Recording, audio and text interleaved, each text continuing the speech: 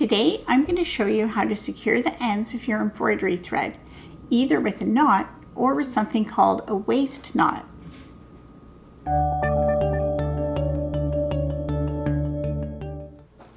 In embroidery, you will hear different opinions about whether or not it's okay to use a knot in your fabric.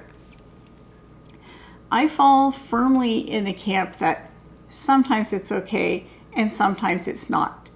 For example, if you're doing cross stitch or harding or a counted thread embroidery, you usually do not want knots.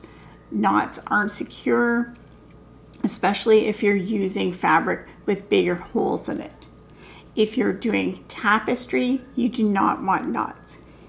If you're doing surface embroidery, like freestyle embroidery, or you're just embellishing a piece that you're going to use like a tea towel or a pillowcase, then using a knot is fine. But if you don't want to have a knot in the back of your piece, you can use something that is called a waist knot. So I'm going to show you how to do that today. So you have your needle all threaded, there's a knot in the end, and the way a waist knot works is you put your needle in away from the part where you're embroidering, and you put it in from the top so that the knot is left on the surface.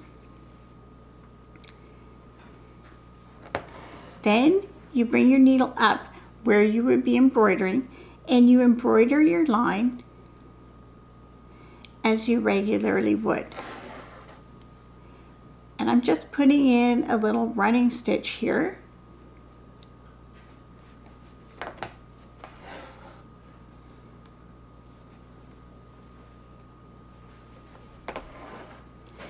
Then when you get to the end of the line, to secure your thread at the end, you'll turn it over and you weave in the end of the thread into the back of your stitches.